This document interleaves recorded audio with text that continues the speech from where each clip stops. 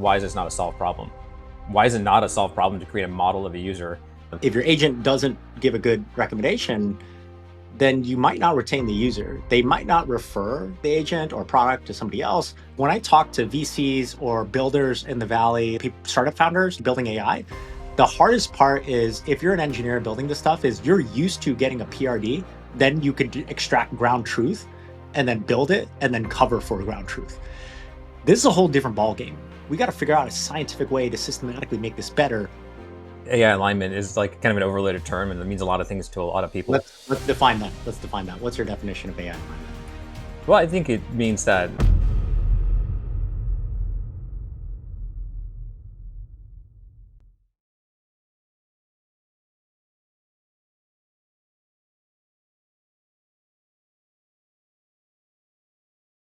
Welcome to the ABCs for Building the Future podcast. My name is Robert. I'm joined with my co-host and co-founder on Epistemic Me, our open source SDK for AI alignment, solving for belief systems and self-models. On this show, we bring on researchers, scientists, entrepreneurs, builders of the future, people doing big things with big stories to tell. On this podcast today, we're going to go through a true build in public update. Jonathan and I haven't talked really in like 5 days. We usually talk kind of every day. And I was on a work trip to Toronto. So we have basically a year's worth of startup knowledge to exchange in this meeting today because we've been 5 days behind on exchanging info with each other. We're going to do that live, and that's going to inform some of the customer journey and product roadmap that we're getting to with our new offer and our tooling. The other thing we're going to talk about is epistemic evals. So that's the term that we've come up for the market position that we want to create and dominate. And it is, if you think about it, there's an evals hierarchy of needs for LLMs. There's the foundational model layer, OpenAI, Anthropic, DeepSeek. And then on top of that, there's application evals. So for my AI health coach, for a certain problem space or domain, for an ICP, that's application level evals. We just took a great course on that by Hamel and Shreya. We learned a lot about how to systematically make a better AI experience by making your application evals better. Today, we're going to introduce the term of where epistemic me plays, and we're saying it's epistemic evals. We don't compete with application eval tools or developer tools. We actually are adjacent and help further with personalization in personalization sensitive spaces such as mental health, longevity, personal finance, education, etc. So we're going to talk about that a little bit and why we think that's key to AI alignment. And then we'll go into build in public, update, product roadmap stuff, customer journey stuff.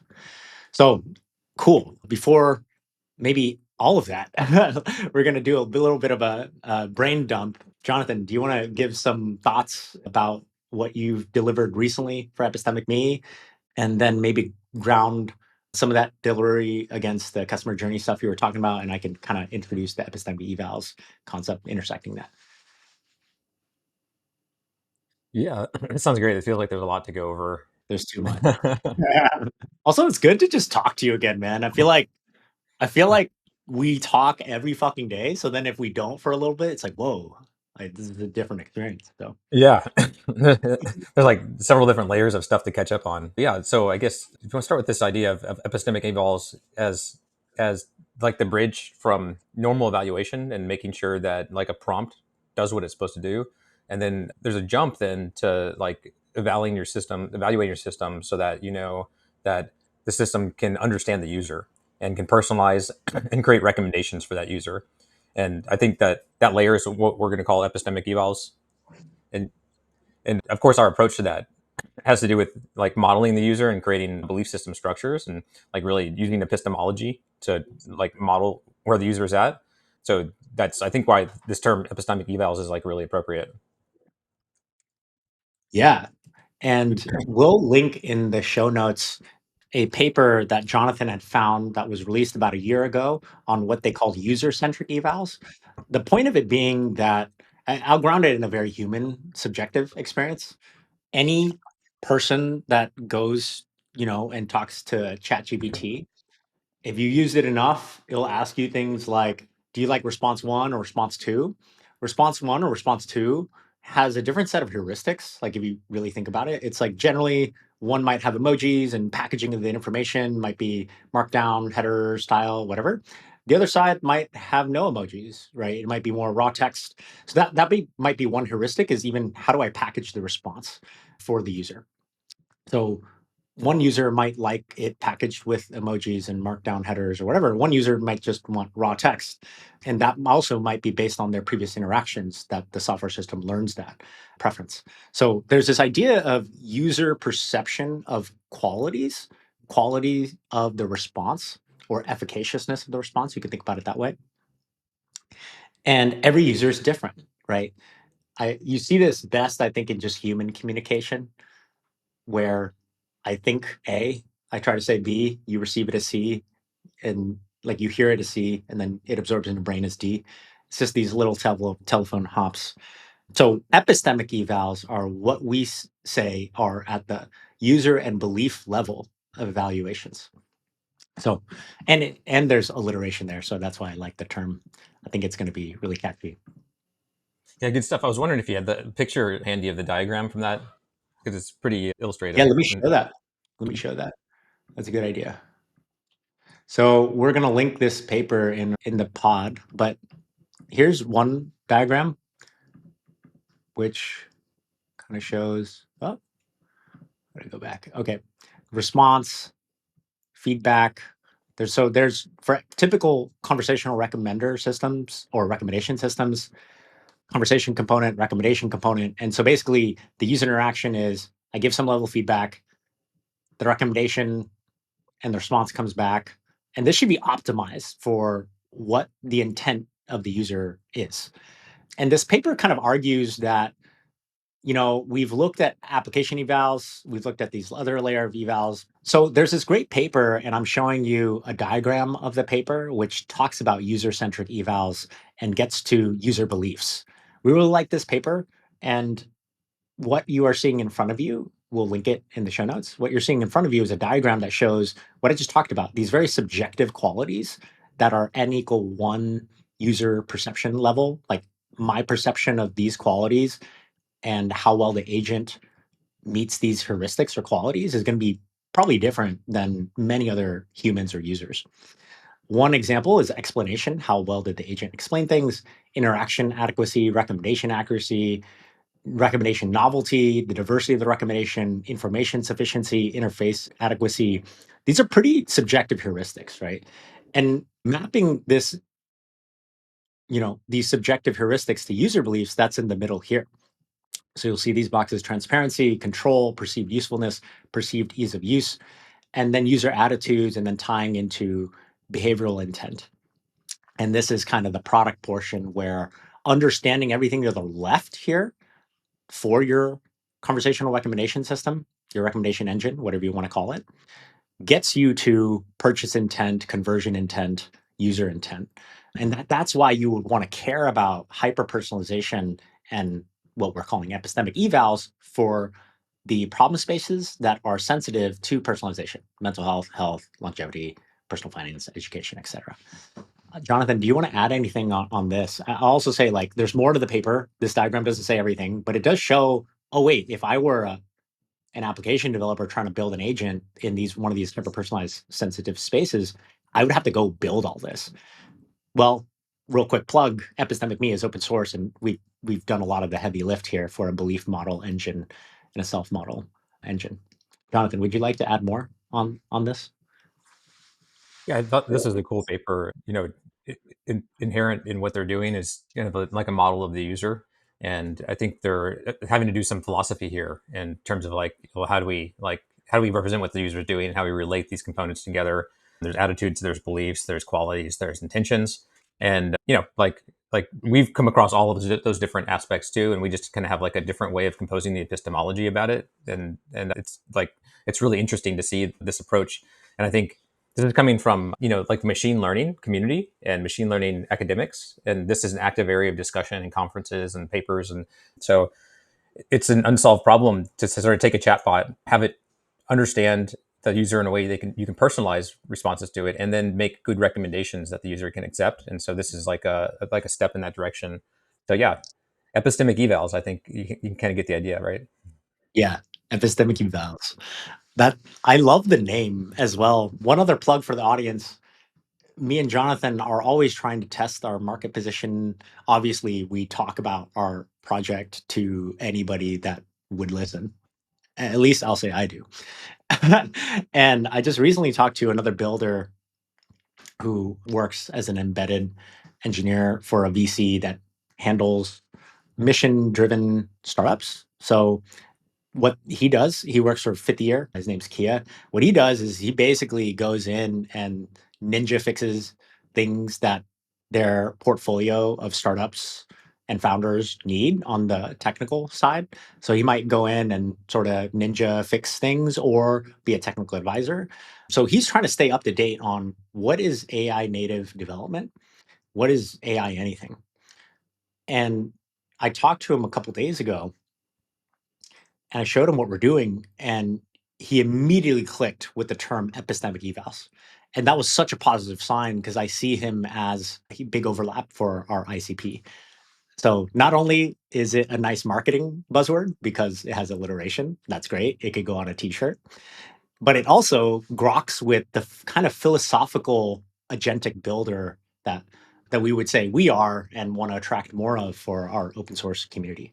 So I thought that was really cool. I'm pretty stoked about epistemic evals as a phrase and a term. It reminds me of NVIDIA saying, hey, we're making GPUs. We don't mess with CPUs. We just are in a different category. So I like that, where we're not trying to compete with application eval tools. We're also helpful on top of those use cases too. Is there anything you want to say about that, Jonathan? Like market positioning or us at the intersection of these other application eval tools of which you've researched a lot and have used yourself? Yeah, well, I think it just all comes down to like the utility. Users are getting value out of something that's like, they see something on the screen that is different than the evals that they do today. And for us, there's going to be like personalization evals and recommendation evaluations. And I think it just all comes down to like seeing like, oh, I evaluate these differently. I get more value and I can do different things with them. And I think that just comes down to like the product management and making it a unique value that deserves a unique name. Yeah, unique name. With that said, because we're talking about beliefs and we're basically making the statement, a strong hypothesis, I should say, that we don't think you could solve the hyperpersonalization problem. And furthermore, we don't think you could solve AI alignment without modeling users' belief systems and having a flexible protocol for that. So, one question I wanted to ask you, Jonathan, is can an AI ever truly understand a user without understanding the beliefs? Could we really solve the personalization recommendation problem without the belief modeling? What do you think about that? It's a philosophical question. I personally don't think so, and I think that there's a lot of like overweighting on maybe axiology, and when it comes to like normal scientific method, sort of like how do we understand somebody, and what beliefs do is they give context to the axiology, and they tell you like the value that the users perceive in the context of their beliefs, and that's really the only reasonable way to manage the complexity space and sort of like get to a paradigmatic way of looking at the user where the more data you collect about them, the more you can learn about them. And like you just have to step back and ask yourself, like, there are so many people that work in this field. Why is this not a solved problem? Why is it not a solved problem to create a model of a user? And honestly, this was like a shock to me when I got down this path and I was like maybe 26 years old, so almost 20 years ago. I thought like, certainly we have like I study electrical engineering and I was used to these like ideas of communicating through a channel and seeing it, and I thought like certainly we have ways to model users and understand whether the user has received and understood a message through a channel, and they're just not like there's not a semantic theory of communication, and there's not like models that represent users in ways that we understand them, and you just have to ask like why is that, and that then you get to this like long history of philosophy, specifically where analytic philosophy has given us gains where you can take like axiology values, error codes or failure modes, and we can understand those things in a way that like we can use tools like gradient descent, we can do machine learning, but they don't approximate the reality of like how a user is represented in the world. And so it's sort of like you can't, if your model is not good enough to like learn and train and improve over time, you're not going to get a better understanding of the user. And that all comes back to your question, which is like, what do you need? What do you need to do? And I think that beliefs are what give context to that, to a training model that you can incrementally understand better a user. Yeah, that makes a lot of sense. And is softball question, audience. Like, we obviously, if you've been listening along, we totally believe it starts at the belief as the fundamental unit building block. Like, from a first principle standpoint, a user's perceived qualities of an experience will depend on their belief system at that point in time, right? So if you don't solve for that, then I think the efficacy of the recommendation just cannot be proven to be the best. So anyway, that's our take on that. So real quick, extending on that, let's ground epistemic evals then on AI alignment. Now that we've kind of formed, epistemic me team's position on, it starts with the belief modeling for a user model that evolves as they evolve, and that can help create a recommendation engine that has that hyperpersonalization component. So let's talk about AI alignment with epistemic evals. Can we solve AI alignment without epistemic evals? Well, I think first AI alignment is like kind of an overloaded term, and it means a lot of things to a lot of people. Let's define that. Let's define that. What's your definition of AI alignment? Well, I think it means that like the machine understands the human and the human understands the machine, and that there's interpretability, measurable interpretability between both parties. That Mm, would be like a baseline AI alignment. And then I think if you layer onto that interpretability and understanding that I do understand the user's values, and I'm not going to do anything as a machine that's outside of the user's values. That's really where I think that AI alignment takes on meaning that in the way that it's used, say by OpenAI or Anthropic or something like that. yeah. So interpretability, we did learn from Hamill and Shreya's course. There's lots of metrics, right? One that really stood out was just the simple AI alignment metrics they had around true positive rate and true negative rate, where if a human were to judge the conversation turn or dialectic, like what did the user query for, and then what was the response to that from the agent, and what was the evaluation. How, let's say you have 100 of these traces or turns or dialectics, and then you have a domain expert like a health and fitness longevity coach, and you have an AI coach like AI Brian. How many times out of that 100 is that coach going to agree with this was a bad response or this was a positive response? Bad response would be, yeah, I agree that this is bad. True negative rate. So you would kind of want to include that in your goldens once you get to it. True positive would be, hey, yes, for this thing, Robert's asking for vegan recipe.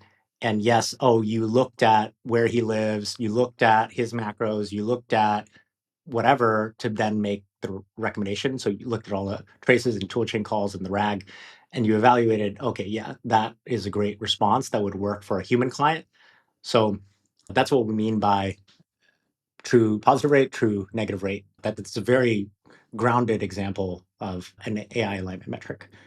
Do you want to add anything to that, Jonathan, on AI alignment metrics or interpretability?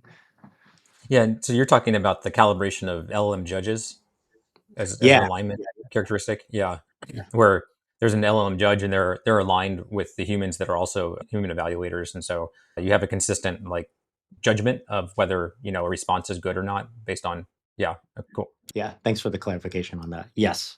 And for the audience right there, just so you're not confused, this is like if you have an AI health coach live, you have thousands of traces, real live production data, and you want to automate your eval lifecycle better, you would introduce a solution like LM as Judge, where you build that into your eval pipeline. But you also want that thing to be really aligned with the domain expert, like that health or longevity or fitness coach.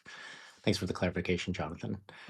Cool. So anything more that we should say about beliefs? I suppose we should define belief system, because I was just talking to somebody about belief systems and we got really into a rabbit hole where they would say they would describe a deeply rooted belief, like a, hey, from childhood level belief, versus like, I learned something new about AI tooling that evolved a previous belief I had around the limits of AI tooling.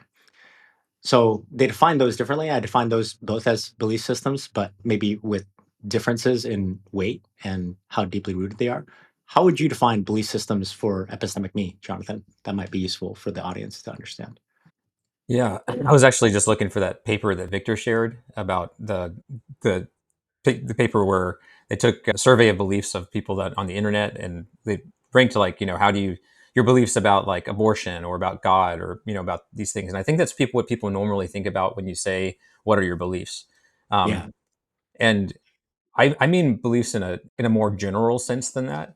And like, I think, well, one way we formalize that is look at like Carl Friston's free energy principle, where every model of self is an abstraction, like a metaphysical abstraction, that you have a model of self, that there's a self and there's a world, and beliefs are what predict what the state of the world is going to be.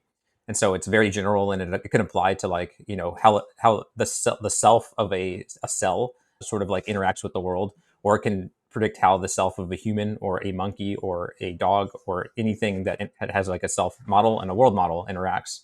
And so, like there's a belief system there that is really just a causality instrument. And I think that's where I think that like beliefs come across as like a way of, say, understanding causality in the world in a philosophical sense. And I heard a philosopher on, I think it was Sean Carroll's Mindscape podcast recently. He's a professor of philosophy, and he said a lot of people get into philosophy and they think like, oh, this is something that like Plato does and Aristotle and Kant, and like, those are philosophers. And but they don't understand that anytime that they are trying to make a causal inference in the world, that they're using a conceptual framework and they're using philosophy. And so I think like we're kind of like live in this time where all of us use philosophy all the time and we don't like label it as such.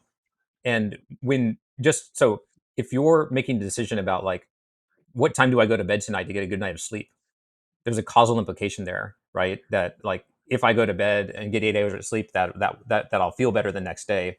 That's a conceptual framework. There's causality. There's all kinds of beliefs baked into that decision that you're making, and that's just something you do every day. That's philosophy, and there's an embedded set of belief systems around it. And I think you just want to model the self, model the way it interacts with the world, model the way it constructs the causal patterns through a conceptual framework, and then that's where you have a belief system structure within the self that predicts that. Yeah. And just to tie, so I really appreciate that grounding it in the very generic definition of belief system from Carl Friston's free energy principle. That's how we define beliefs for the audience in our SDK. Like that's the definition that we align on. And going back to that user-centric evals item, I just want to show that again.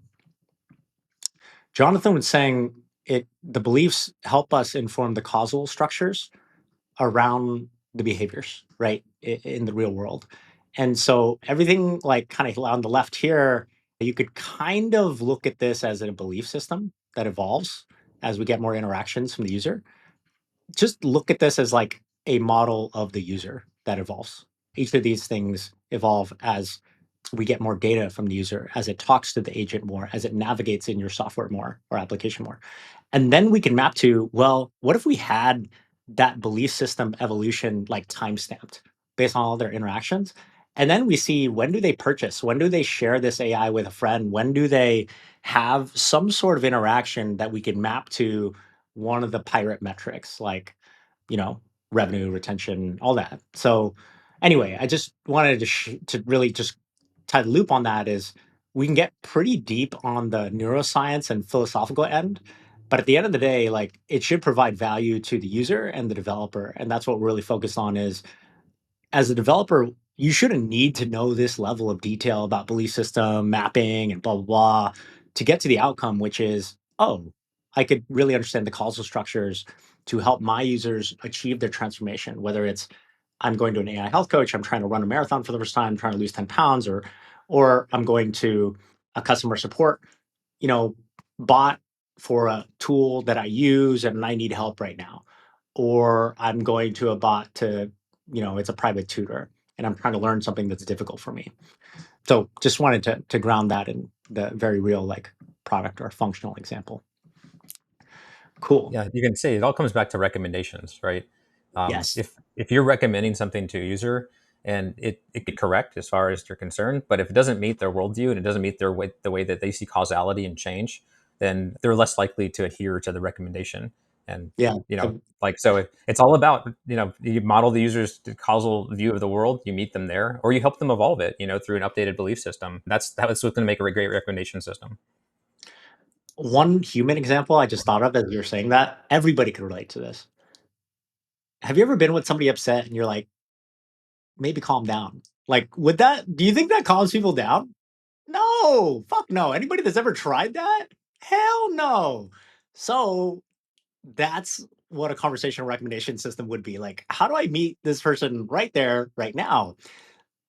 If you're if you're going to say that, you're probably not going to have a good time. The mirror sort of thing on the product AI business landscape is if your agent doesn't give a good recommendation, then you might not retain the user. They might not refer the agent or product to somebody else. They might not convert to buy whatever it is to up the value ladder for the products and services that you serve to that user. So just wanted to ground that in a very real thing. Like, especially if, oh, another one, if somebody's being defensive, I've done this before, like a fucking idiot. Stop being defensive. You think that's going to work? No, it's not going to work. So there's a level of that human subjectivity of what is the right thing to say right now, the recommendation engine in our own heads. We learn this in interactions in the real world, hopefully, most people. And then just mirroring that, that's sort of, yeah, just to say that's all, it's all down to the recommendations. Completely agree, Jonathan. Okay, so we've talked about belief systems. We talked about why creating representations of the self, the user, and belief systems and an engine to evolve that over time is very useful to get to the causal structures and to approximate reality as perceived by that user and in the context of your AI experience or agent or LLM application or chatbot. And we also talked about epistemic evals, which I'll add a graphic to the show notes for the pod. I kind of think of this eval hierarchy of needs or hierarchy of eval needs for an agent to really understand a user. Starts at the foundation models, then the application evals, and then user-centric and belief-centric. And that's epistemic evals at the top. So that's what we do. And towards that, we make agents better. And bigger picture, we help with AI alignment for that interpretability component that Jonathan mentioned. I am a user, I understand the machine understands me. And it all starts with the beliefs. So now let's get into our build in public updates. Jonathan sent me pretty refined thinking on our last update to the product roadmap because he's been chugging away at the engineering portion of this. So I think where I might start, Jonathan, is just asking you for a quick update on where we're at with everything. I don't know if you want to pull up the GitHub repo or if you got the demo available to kind of show where we're at, but or even just a brain dump might help. And then we can get into some of the brainstorming that you wanted to get into and just discuss that live. Does that sound good, Jonathan? Yeah. I had two kind of like areas of thought I wanted to share as an update, and one is that bridge we talked about, where we talked about a developer ICP to use Epistemic Me as a tool for personalization recommendations, and so I built our self management agent into something that could like, well, I guess the trick is to say, hey, if you can do evals like in the best practice way, like they're taught in this course, then we can like drop some little breadcrumbs from that and then have them using personalization recommendation tools on top of it. And so I like, how do we make that easy, right? And so I sent you this roadmap, and I guess one thing I realized was that the course that we took, in the coursework and the homework, there's only examples of evaluating single turn evaluations, and and then of course there's examples of like doing retrieval evaluations, retrieval augmented generation, but there wasn't examples of doing multi-turn evaluations, and Hamel did include this as a chapter in the textbook. It's like maybe just 3 pages long. It's pretty brief. And if we step back a second and we talk about like the personalization use case, it almost always is a multi-turn evaluation. So that was one thing I thought, how can we sort of take where the recipe chatbot homework was, and which is a single turn solution, and then introduce that layer of like multi-turn evaluations. And I've been working with multi-turn evaluations for several months now, and like there's a lot of tools for that, but it's still, I would say, an unsolved problem. And in terms of ways to do it like fluidly and elegantly in a production pipeline, yeah. So in the single turn example, you take like a Real quick, sample. Jonathan, just for the audience, because I realized they might not have taken the class and they might be hearing single turn, multi turn. And some of them, I think some of the audience might be deep into agentic building. Could you define that real quick, just with a quick example with an AI health coach? What's a single turn and Sure. what's a multi-turn? Yeah, this is familiar to everybody. Which a single turn is like ask a question to the LLM, I get a response. So that's one turn.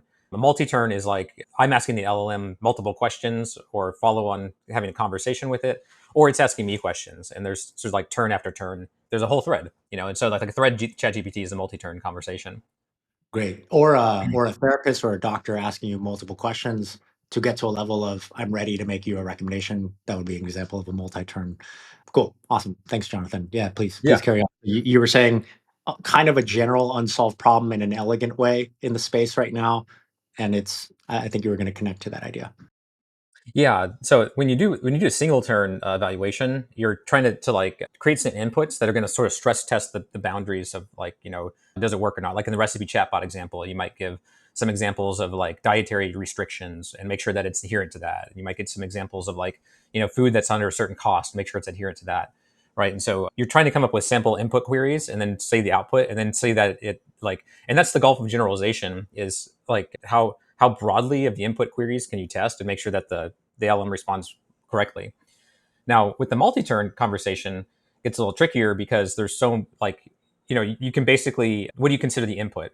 You consider the entire conversation to be the input, and then like you want to make sure that the user sort of gets what they want to out of the conversation. So it's a little bit different than this like sort of exact like my prompt's doing the right thing. It's like my prompt does the right thing over the session and over the thread. and, and so in the textbook, Hamill talked about that, like how they do that on a team. And so it's the same. You have SMEs, subject matter experts that review it with you. You're still looking for like, is this acceptable or unacceptable? But they'll, in order to vary the input parameters, they'll sort of like take short conversations and long conversations and sort of like try to approximate. It's like a net, not a scoop type of testing approach, right? Not. I like that. It's a net, not a scoop.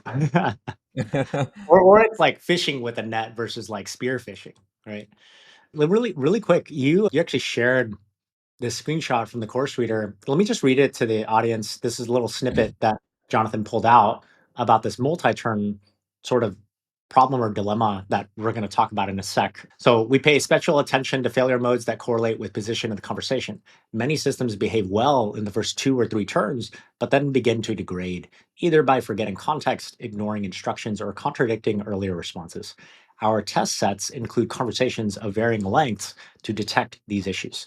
So that's one solution to that. We also balance holistic and granular evaluation. Session level scores help us track overall system performance. So that's that session net level that Jonathan was kind of just saying. Granular level or span level analyses help us debug specific weaknesses. So that would be the spear phishing sort of analysis. In practice, we often combine both. We identify failing sessions first, then we perform deep dives on a handful of representative traces.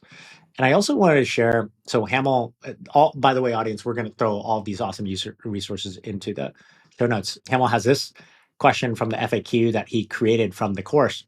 How do I debug multi-turn conversation traces? So a little bit of this here.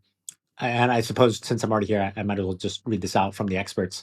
So first of all, start simple. Check if the whole conversation met the user's goal with the pass or fail judgment. Look at the entire trace and focus on the first upstream failure. Read the user visible parts first to understand if something went wrong. Only then dig into the technical details like tool calls and intermediate steps.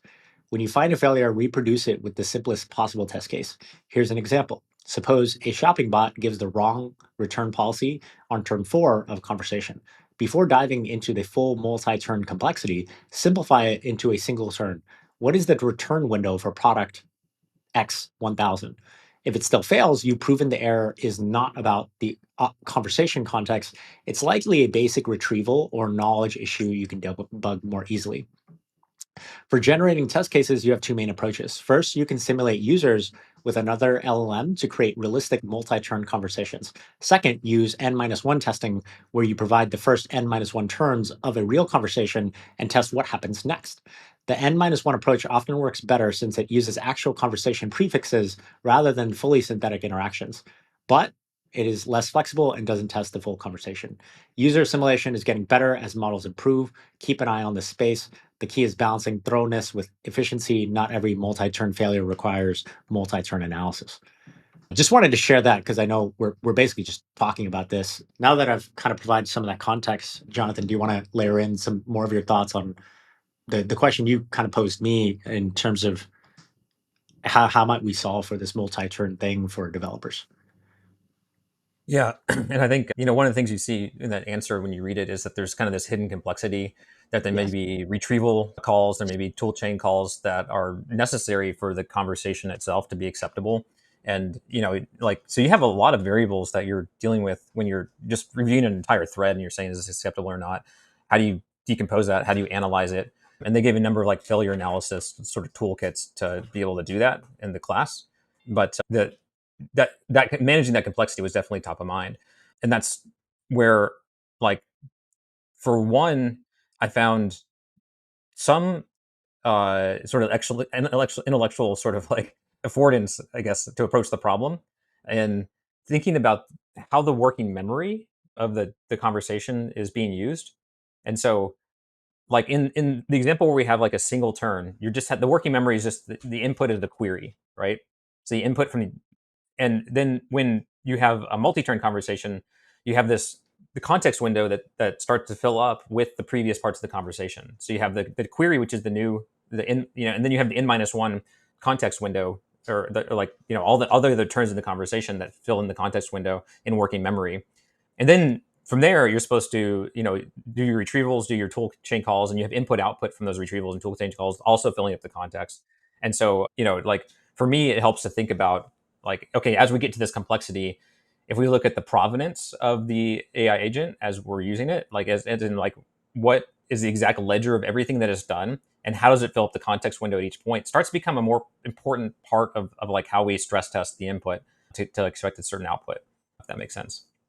Yeah. So you're saying,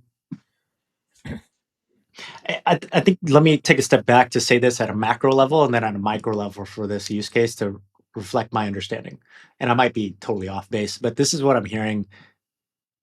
Correct me if I'm wrong, is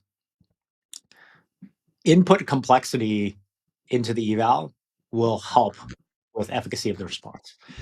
And input complexity could be the query itself. It could be all the toolchain calls, et cetera. It could be I should say the previous conversations. It could be the entire conversation turns as it is now, like the n-1 stuff we talked about. It could be, here is the timestamped user's belief system and their model of self at this point in time. And so you're saying there's these layers of memory. I think you use the term working memory. So am I right? Like that it's really the complexity of the response. And for this multi-turn use case, it's like the complexity of the input for this eval would be, what did they say so far? What have they said before? And then for us, I think what we summarize is the everything that's happened before as your belief system that feeds into this for the eval. Does that kind of make sense? Or am I grokking that the right way? Yeah, that's totally the general idea. Like we're doing a bit of context engineering here now, and Yes. like shaping the context of like what is the input now that the LM needs to respond to it as in plus one Yeah. in the next message. Yeah. Oh, I like that. N+1. Yeah. So real quick, just because I love grounding things in human relatable things, there's actually a metric out there that I'll reference right now where I forget who it was that found this and who the researcher was, but I'll add it to the show notes. But they discovered that without defining too much what happiness is or positive interactions are or negative interactions, they found that for a person to be happy, they need 3-to-1 positive to negative interactions, generally speaking. And then what they found is in a relationship where they're in love with a partner, in the partnership itself to be happy, there's actually a biased weight where it's now 5-to-1. I now need 5 positive interactions in this relationship for every 1 negative interaction in this relationship to be happy.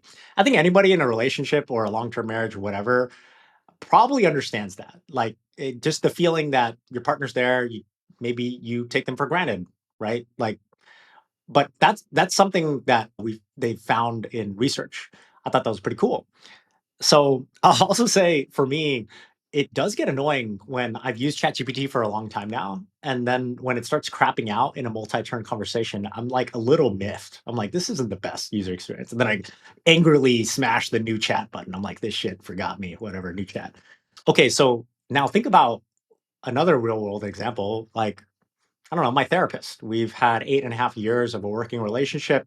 She has lots of notes of who I am, and she has good mapping from her professional lens on my value system, my belief system, and my goals in life.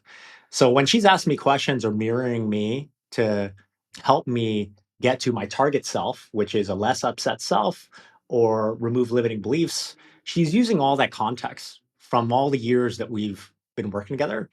And so there's different layers of memory there in that interaction. There's the session level memory. I'll just say, for lack of better, right now, before we start getting to rigorous definition of what was Robert saying in the last session and then in this session. And then there's like maybe the relationship level memory of every single interaction that's ever happened, all of our therapy sessions, and everything I've ever told her from the 8.5 years of our history of the relationship. So I just wanted to say, like, I feel this in real life. And when we're talking about these things technically from like a let's quantify subjectivity, let's figure out the belief system modeling, all these really just map to we want to make that agent experience like that, like these really great human personalization experiences, right? So just wanted to add that kind of human context or use case example, Jonathan. Yeah, that's a great example. So because we were talking about like the recent history, like your thread in this conversation, and like in the chatbot, you need to be accountable for that. As like as a developer of the chatbot, you need to be accountable for like what the user has told you just recently.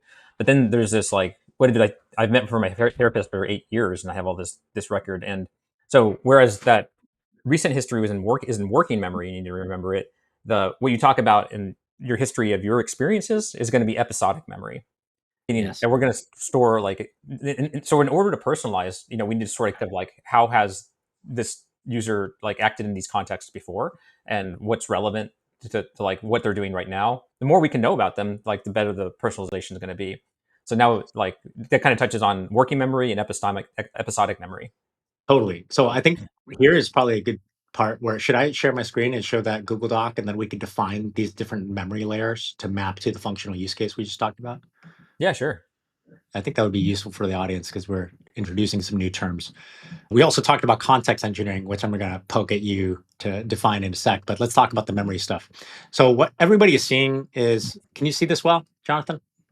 Yeah, that looks good. Okay.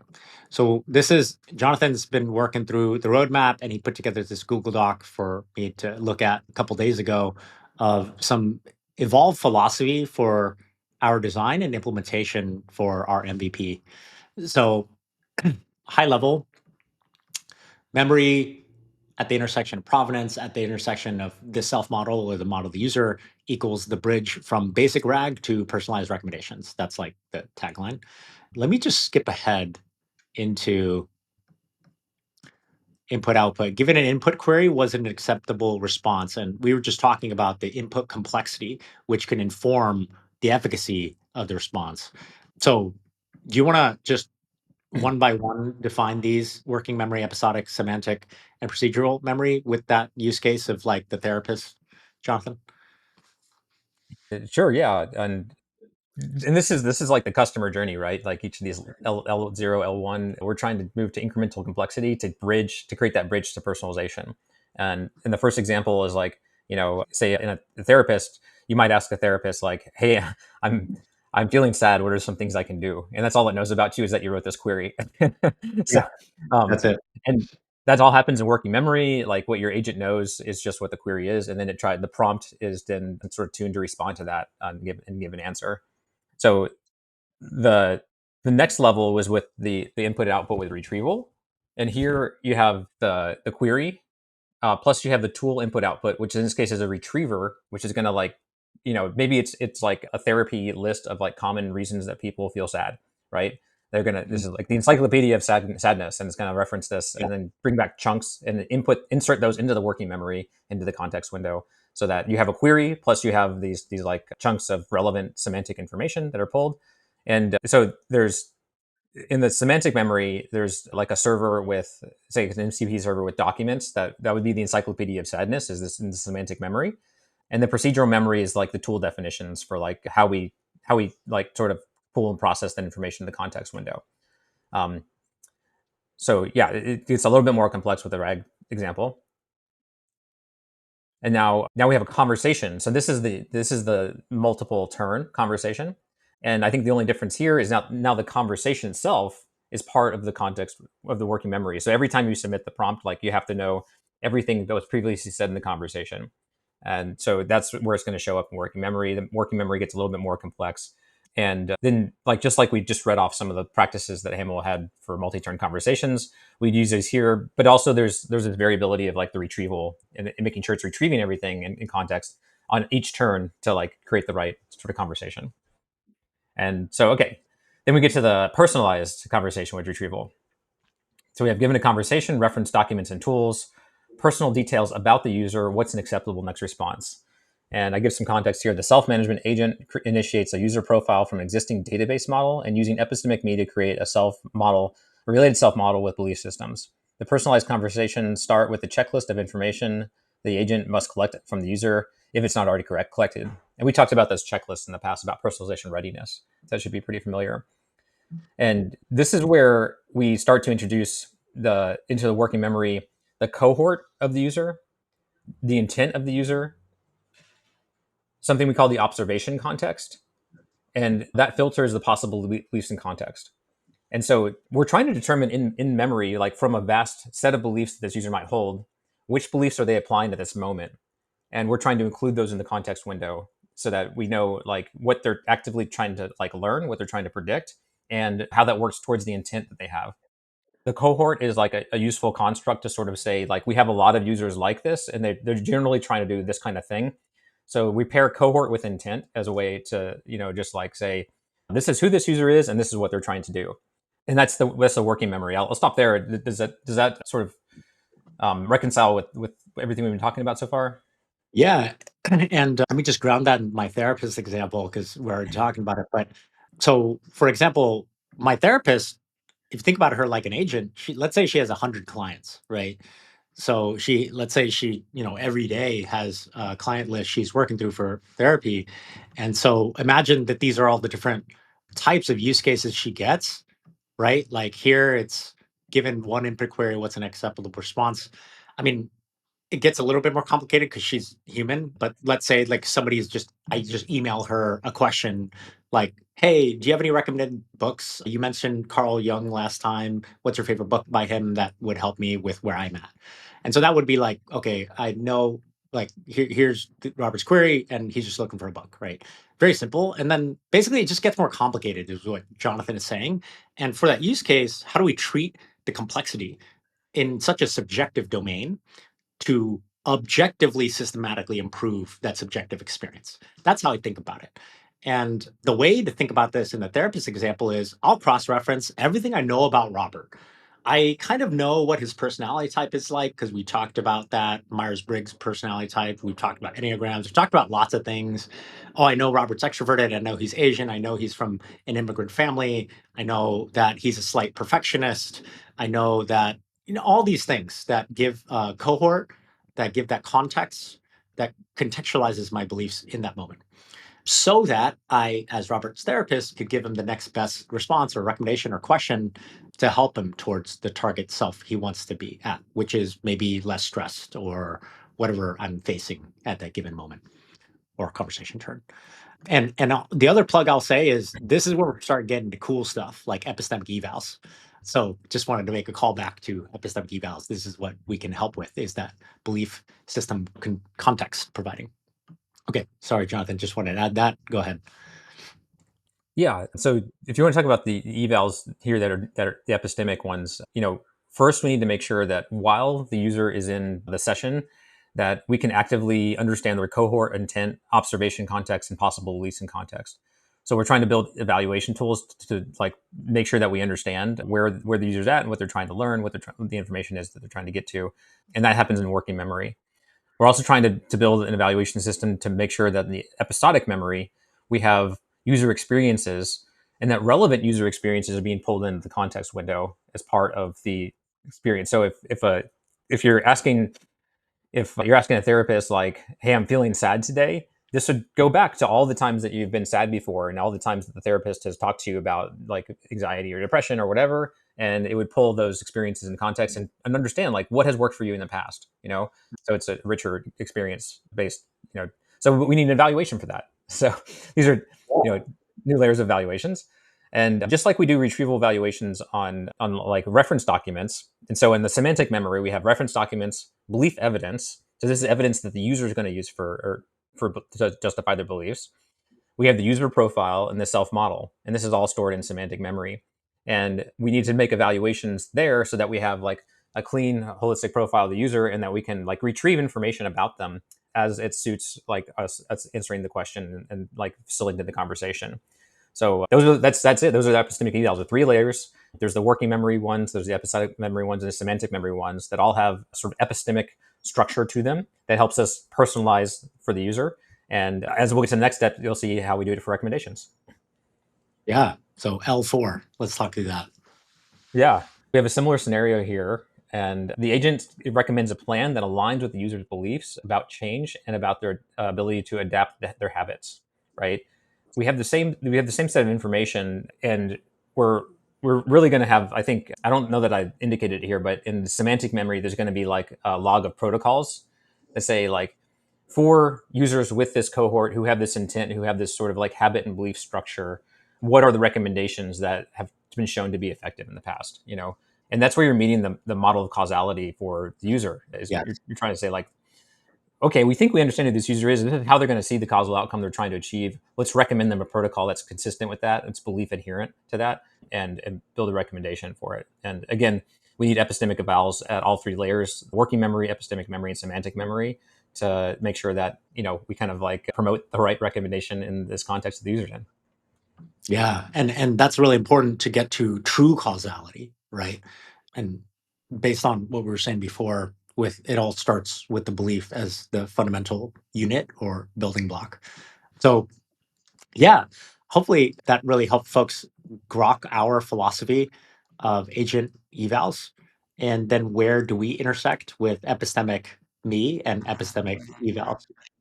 I know there's more to this. Do you want to, are there sections of this you want to go through? Should we go into the multi-turn kind of philosophical question we have or problem we have? Yeah, I think I think that's good to show, how do we bridge from like sort of basic evaluation practices into personalization recommendation.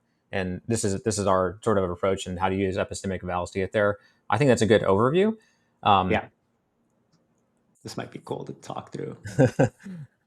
the auto rendered mermaid diagrams are not the prettiest, but yeah, this is so Yeah. as when the evaluation cycle, then you can think about, um, you know, at the highest level, you're doing functional dialogue tests and working memory. That can be your whole conversation in level turns, acceptable or unacceptable.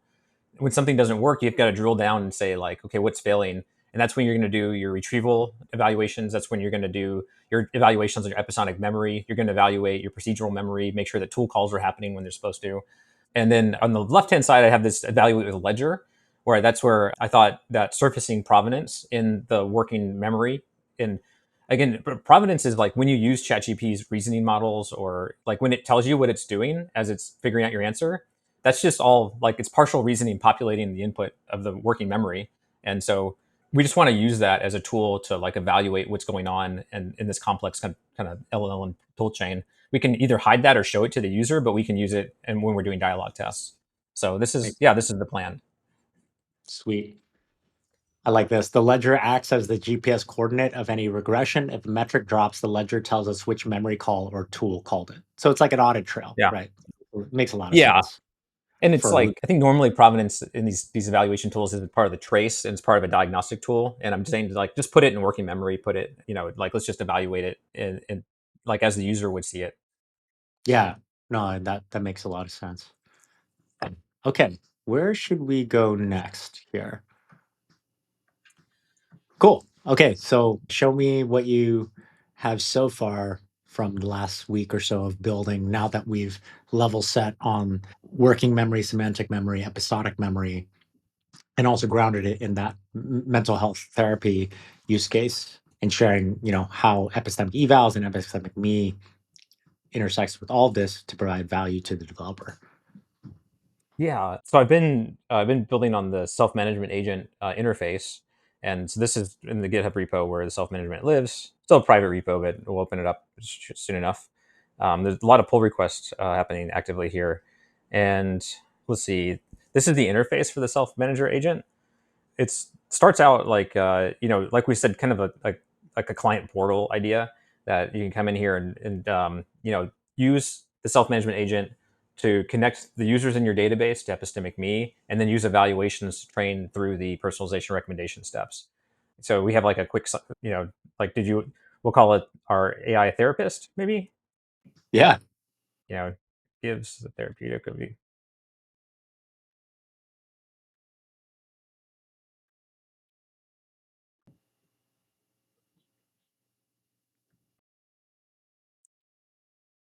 Let's see. And for people, as we're going through this, we're right now taking on 3 fast follower customers and canvassing for customers after bringing AI Brian to beta.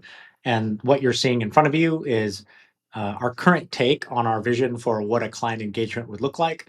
If we were going to help you make your agent experience or LLM applications or AI applications or chatbot applications systematically better, with a focus on application evals and then the epistemic evals we talked about. So this is the wizard where we would set you up and then get domain experts in and do open coding, that type of stuff. Yeah, and so I'm in the project setup wizard now, and this is where we can add team members if we want to invite subject matter experts or other developers on our team. And I'm just going to skip the project objectives right now. Those are going to be used in the agent later on. Um, and so we have this kind of like standard template. This is the customer journey that we're trying to fulfill. And these are all the steps of evaluation that are needed to like get from basic evaluation through the personalization recommendation here. So yeah, and I think when we invite stakeholders in, then they can also annotate through open coding and leave annotations or assess failure modes. So this is just a way to like kind of practically manage the data model for that. We have different phases here, that like explain what we do in each phase and who's involved. So that's kind of like the customer journey from the project perspective.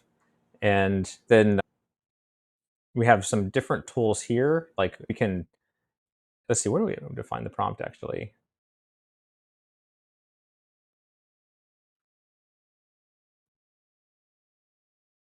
Oops. Well, this is one testing interface where you can like test out. Oh, there's the prompt configuration. Cool. Cool. So I have some here already for like customer support. There's not one for AI therapist, but we could have one. But the idea is just get going quickly here. I'll took like the code reviewer prompt, and I try to make it easy by generating some sample queries around these prompts so that you can quickly test it and just like know that it's working. And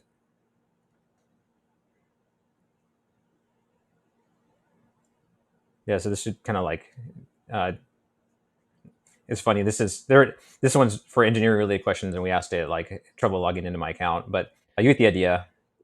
Then we go into the Oh, evaluation. is it mixed up on the, we picked a templated software engineer system prompt, but on the right, I don't know if it understood that we picked that and maybe it just defaulted to customer support queries. Yeah, yeah. There's a bug here where it's loading the sample queries from the customer Yeah, support. yeah. Yeah, Okay. Gotta add that to a ticket in our backlog. We're doing it live. yeah. Cool. Cool. And then we go into the evaluation step from there. And so, like, once we have it is open coding analysis, and so like once we have our prompt and we have some sample queries, we can start open coding analysis. And this will take the sample queries and generate 3 traces from it that we can then like use to annotate and review.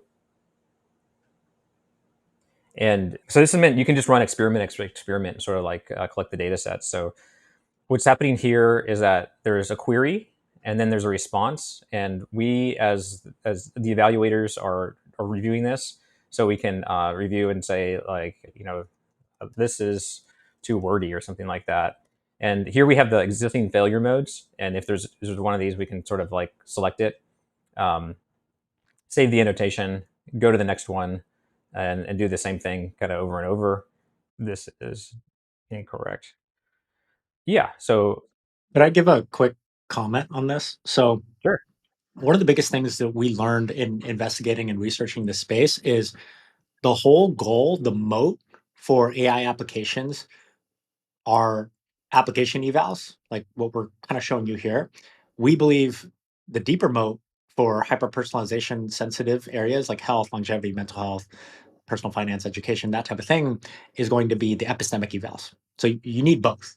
And what we're kind of showing you here is open coding or error analysis or annotations or labeling, whatever term you might use. We'll continue with the term open coding. That's what we learned from Hamel and Treya from this AI evals course.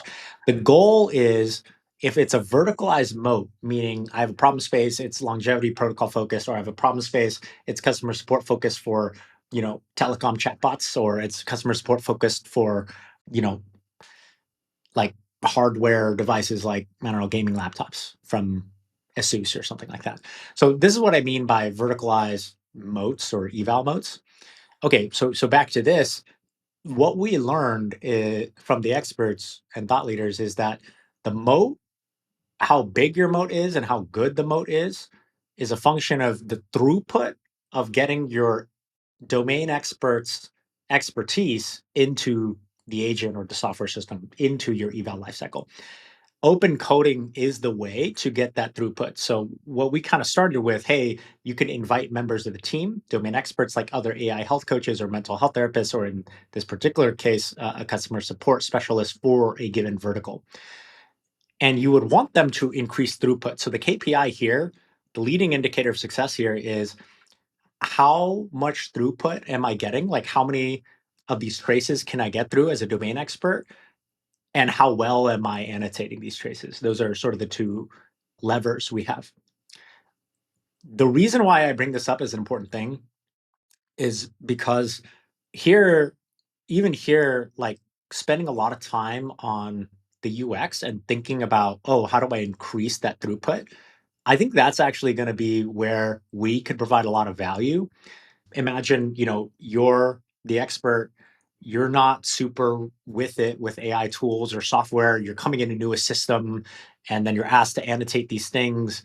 And so we want to streamline that as much as possible, where maybe on your first interaction, you don't even need a human to walk through what you got to do to transfer your expertise.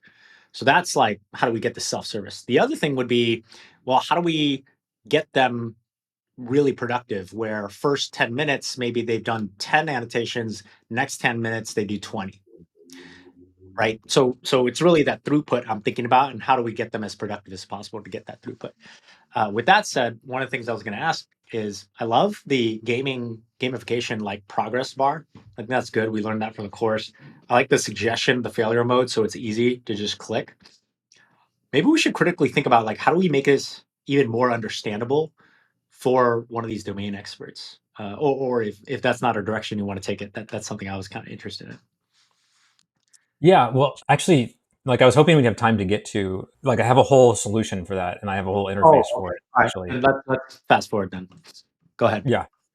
Cool. And so, like where we left off, we did some annotations here on the open coding, and then we go to the axial coding, where we're analyzing like what failure modes do we find in our data set, and then what key issues address, and this starts the axial coding, and then we can take the manual annotations that we did here and create new failure labels if the existing failure labels don't like sort of modify what's actually going on. Like I can call this new failure mode. Great. And so that's going to create a new failure mode, and then we can apply that to our data sets going forward. And so, yeah, and that's the basic kind of flow. And I think you can picture like how, somebody in our course that's doing like the recipe homework could sort of like jump into an interface like this and use it that way. Very cool. So then I started to think about, and this might take us longer than 6 minutes. I don't know how much time you have. Yeah, we can keep going. I got time. Okay. Like where how do we, how do we quickly show like improvement and like get to the the iteration, right? Because you want this kind of like Yeah.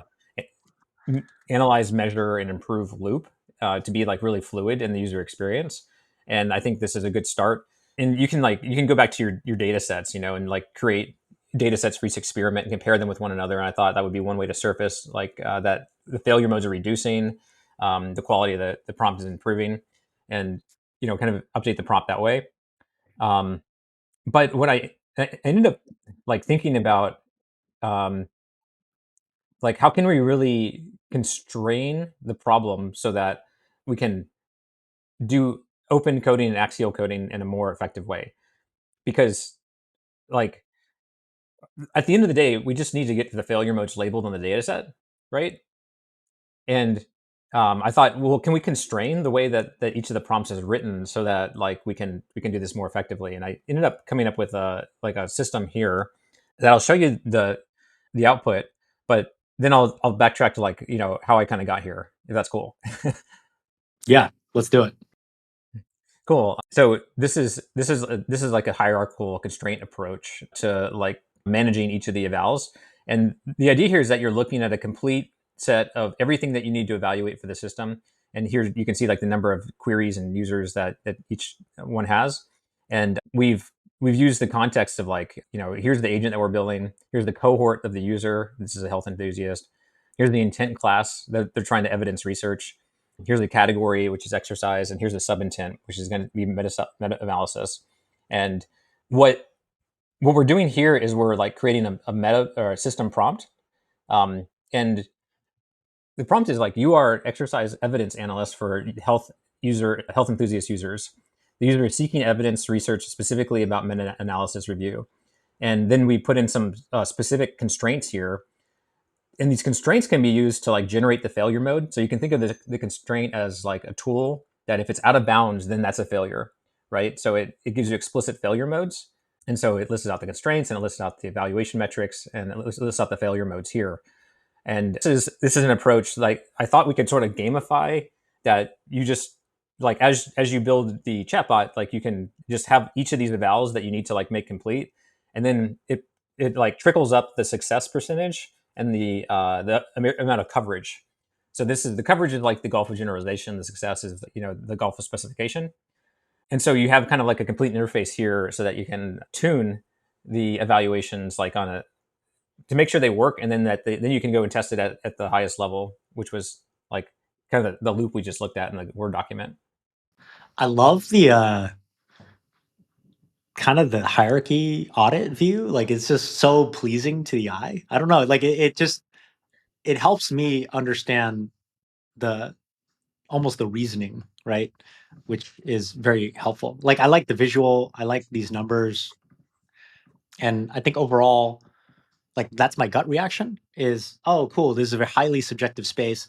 I'm some sort of SME that needs to go into this highly subjective space to understand how the chatbot performed in this multi-turn thing. How do I make any of this better? Yeah, that's really cool. What does could you explain these top numbers, nodes? Is that the number of nodes in this hierarchy and then constraints? Could you explain that a little bit better? Yeah, this is really just a proxy for the number of nodes that you have to evaluate. So in this case, Oh, like we've broken down, this is specific. Like if we do randomized control trial analysis as a way to answer a question about exercise for our health enthusiast. got it. Um, yeah, that like we have to get this passing, and then this saying like there's two failure modes on this one right now. So like we can like look at the prompt, and then we can go and do open coding on it or do failure analysis for it. I haven't built that part out yet. And Cool. yeah, like you just want to get all these passing, and then you want to go and test at the highest level, and then do like the whole in multi-turn conversation evals Okay, at the health coach level. got it. Could I easily do n minus one and n plus one tests from this once I, do a little bit of science, so to Yeah, speak? that's the idea. Is like this kind of like frames the test that you're going to do through the open, Yeah. and then you can do open coding results.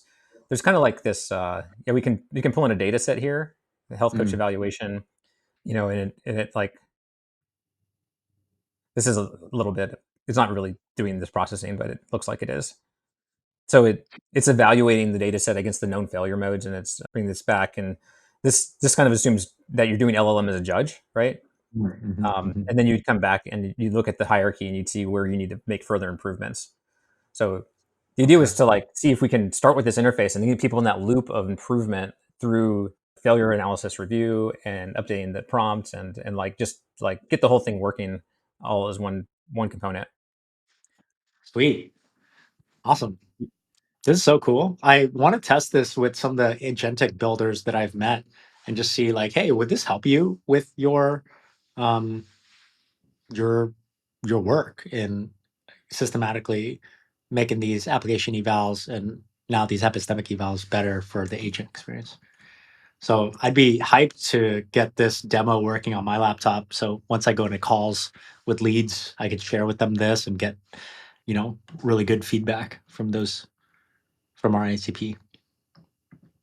Yeah, I wanted to show like how I got here from. This is my chat with Claude about the three golfs and LLM development. Cool. And I was basically just asking, like, I've been thinking about approaches to the chatbot and starting with constraints to the specification. And like, I was thinking, could we just use a semantic router to like route to like real more simple prompts so that we don't have to like review 150 traces? Maybe you only have to review 10 traces, right? And then you get the prompt working, but you have a bunch of these little prompts, And so the Cloud did a really good job of saying like this is where the textbook sort of supports this idea for constraint-based design and how it's using dimensions and tuples, spectrum of agency, Yeah. um, in different sort of, and then it gave like a plan, but it said at the end, the user like users don't follow constraints and constraints feel artificial. And I was like, I agree with that. But then I talked about like our experience building this functional health coach and the constraint that the idea of the coach is to help each user become an evolved version of themselves. That's one constraint. Um, and we have a cohort, we have an intent.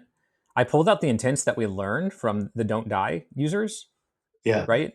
Plan, the task automation, opinion research, and evidence research. And then, and like basically, Claude really like thought these set of constraints kind of filled in the issues that it had, and it created this hierarchy structure here. Um, and so I think this is like a really kind of promising approach, and the whole thing revolves around like instead of doing open coding to create your failure modes, that you do open coding to define your constraints, and you define your constraints thoroughly so that your failure modes are like something that has a very verifiable, acceptable or unacceptable basis to it. So is the idea being get the experts first in a room and have them critically look at the constraints? Is that the idea? And then that leads to better failure mode analysis and therefore a better agent experience downstream. Like we Yeah, kind of flip it exactly. on its head instead of like get the agent in the wild, get users, get them to basket a bunch of shit. Now it's more like domain experts that have been health code and longevity coaches, they probably know the patterns. So let's look at constraints first and then we can get to failure modes. Is that kind of how the audience should kind of grok this? Yeah, I think it's a good overview. Um, Okay. like for instance, if we're putting constraints around our cohorts and we say we have a health enthusiast here, you know, we can generate constraints like they have a regular activity baseline, they have intermediate knowledge, and they have a goal-oriented mindset. Whereas the sedentary beginner has constraints of it needs to have simple language, it has a low barrier to entry, focus on habit formation. You can see how like Yeah. as we move down to evidence research, like doing evidence research for the health enthusiast is going to be different than doing evidence research for the sedentary beginner. We just carry Yeah. that constraint along with us, in that process. Yeah. Yeah. And another thought is like day one of my first therapy session with my therapist of 8.5 years, I was a different cohort of a person, right? I had a different set of beliefs. In fact, when I first went to therapy, I didn't believe in it. I had a very limited belief. I had a very toxic masculine belief. And then that got shed over time as a limiting belief. So yeah, I really like that, which turns the whole paradigm on its head. But it should almost right size the input complexity philosophically, right? That's ultimately what we're getting to here. that's the nature of the experiment. Is like, yeah, kind of use scope and use constraints to like reduce the input complexity, so that each time we're doing evaluations, we don't have to collect as many samples, and we can get to something that performs reliably, and then we can combine them together. Yeah. And then all we have to do, like when when we're seeing if something like we use like a semantic router here to say, is this a health enthusiast or is this a sedentary beginner? And then we route them to the right query, the right Mhm. prompt. And I thought Claude did a really good job of constructing the system prompt given the context that we have here. So this is the Okay. context engineering approach where Wait, real quick, sorry. what is context engineering? You sent me an article on context engineering, and I was like, shit, there's a new word I got to learn. There's so many new words. 6 months. So could you explain to the audience context engineering real quick? I didn't get a chance to dive into the article. Yeah, I think it's there's sort of intuitive aspect of it. If you have like a long thread on OpenAI or Claude, and you want to start a new thread, it's going to lose context, right? And Yeah. like that the new thread that you ask is like not going to respond the same way that the previous one does. So that problem is the same in like agentic design and like prompt engineering. Is Yeah. that how do you make sure that the context is available to the agent that needs to make the response? And in this case, like we're sort of making some design decisions here so that we can carry across the prompt context of like the role and the context for the prompt that's needed. And like so the type of AI coach that we are is passed on, the cohort is passed on, the intent is passed on, the intent class, and so on. Um, so that like by the time we're doing like a meta-analysis review, we have all of this context available to us in a formulaic way. Yeah, and then I feel like the constraints is even further context engineering, where like there's a formulaic way to like create the constraints at each level, so that you can test this prompt, and you have each of these constraints then creates its own failure modes that like are testable against. So you can collect less examples over here in order to like create an LLM judge that can evaluate this effectively. Got it. That's really cool. I like the idea of it's sort of, I don't know, the word modularizing evals comes to mind, like where we're Yeah. really feeling this, right? And I love it because in us introducing our concepts around belief system modeling, user-centric and belief-centric evals with these epistemic evals, it does afford us to challenge the paradigm and rethink, like, is this the best way to increase throughput of domain expertise to the agent, right? And the main goal, or sorry, the goal of that is first principles. We want to make sure every response works for every user, like there's high efficacy of response. So I like this idea that you're pulling this thread with can we turn this on its head and start modularizing and providing right-sized context. So that's really cool. I'm excited to share this with some users to see what they think of it and how whether or not it might actually help them. The user, the ICP agentic builder that is tasked with either building from scratch or making an AI agent or chatbot systematically better. So really stoked to do that. We'll find time where we maybe get together for 10, 15 minutes and you could help me get this set up as a demo on my end when you have it at a good milestone for yourself. Anything else you want to say before we wrap that conversation on epistemic me agent builder roadmap, the multi-turn conversation complexity problem, some of the dynamics in which you're thinking about this paradigm for solving for minimizing the amount of traces we need to maximize our evals process essentially. Yeah, I think what I just showed is kind of experimental, but it follows this philosophical principle that the axiology should be constrained or contextualized, right? Yeah, I mean, I well, I was about to say something kind of far out. So wait, do you want to finish your thought and then I'll add that in? Sure. Yeah. Well, yeah, and I think what I mean by the axiology in the case of evals is getting to the failure modes. And so, Mhm. like yes, one approach is to like do 150 traces of an unbound prompt and then create the failure modes from it through like axial coding. But like so the experiment is like, well, what if we have a prompt that's like greatly reduced in scope, and can we take like 5 to 10 or 3 different examples and then identify all the failure modes because the constraints are defined up front. Yeah. So it's the same kind of philosophical tool that we use when talking about beliefs in Axiology. Yeah, we'll see how it all comes together. But I feel like it really makes the jump from like the simple case with like here's a simple LLM and here's a simple prompt and a RAG to the more complicated approach of like multi-turn conversations and multiple toolchain calls, managing provenance. Like it it makes each of the components of it very manageable. And so yeah, I mean we've been working on this for a while, so this is synthesizing a lot of like things I've tried in the past and trying to just make it like a manageable gamified experience. We'll see how it comes together. Yeah. Yeah.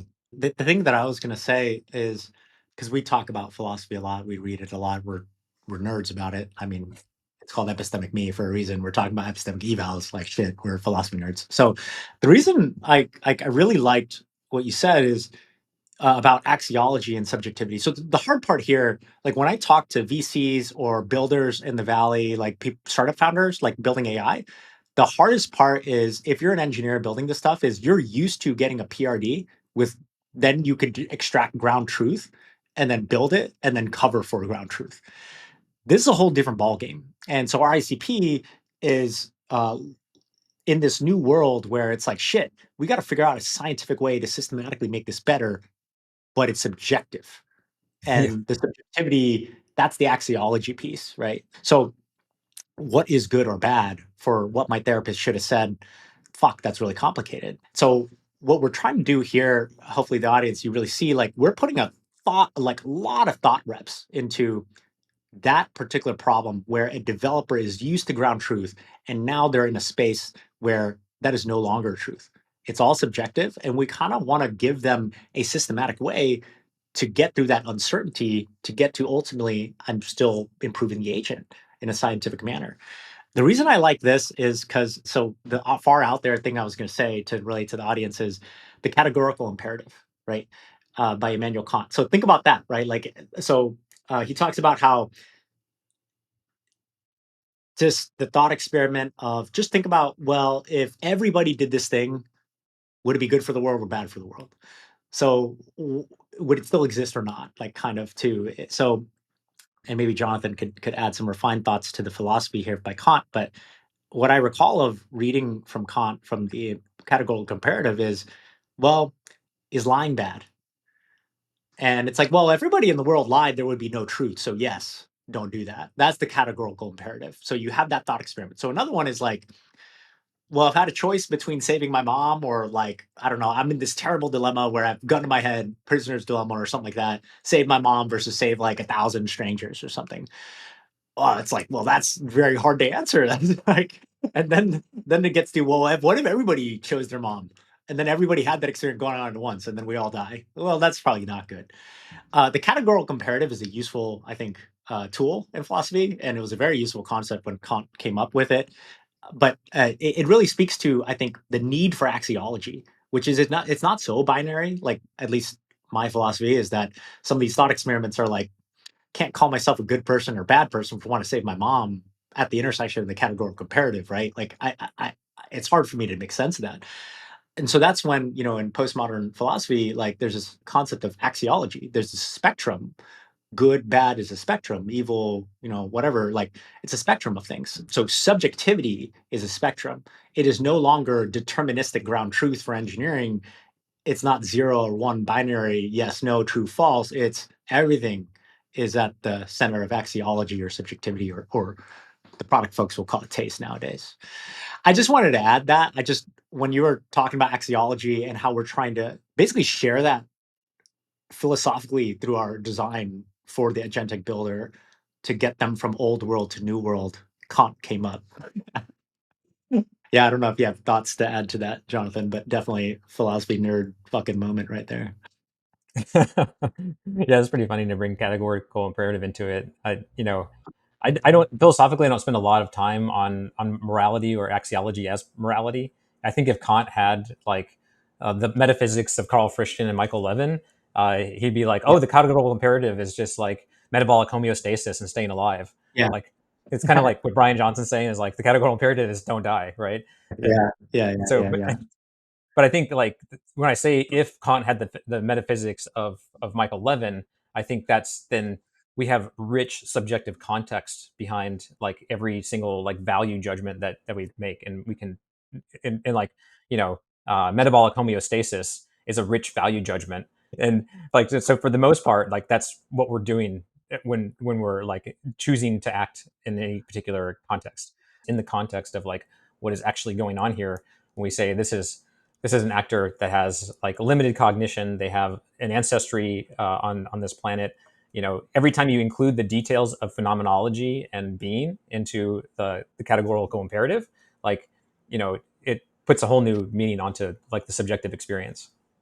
Definitely. And this is where I will link that story of philosophy in 30 minutes or whatever into our show notes. It's a great video. Me and Jonathan go back to it from time to time. We've talked about it on the pod a lot. But yeah, I totally agree with that. And I also agree that we need a good integration of all these things. It's not just like categorical comparative is the way. And I like what you put with balancing that with Christian or Levin's metaphysical point of view is, I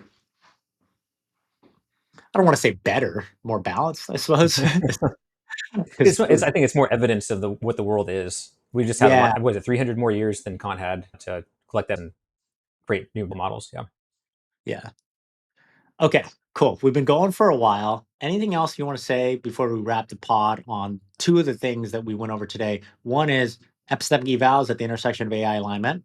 The second one is that stuff feeding into our desired user experience for our ICP agent or AI builder to help you with that subjectivity problem to systematically make your AI better. Application evals and user-centric belief evals or epistemic evals. Anything else you want to add to that before we wrap, Jonathan? I think we covered it. It's just building from here, getting a great user experience together. Sweet. And by the next time we probably do the pod, I'll have some feedback from real users or ICP because we sourced a bunch of leads. So now we could really show them our prototypes and stuff like that. So awesome. Looking forward to seeing how our philosophy on this design evolves and how the design itself evolves. Jonathan, great work. Great. All right, I'll end it there. Thank you, everybody, for listening to the pod. If you're watching this, listening to this, I love getting comments from everybody. I started receiving some emails from folks. If you want to join, we have a slightly private Slack community. It's invite only. If you want to join, drop us a comment or shoot me an email, robert@epistemicme.ai. If you're a builder that is interested in being on the ground floor of a net new market defining categorical tool, epistemic evals, epistemic me, we're open source. We're wanting to get builders in at the ground floor to help you build the best agents ever. And also, if you're part of this, you're really chipping away at AI alignment with us. Hope you had a great time listening to this, and I hope everybody has a wonderful day. Take care. Bye-bye.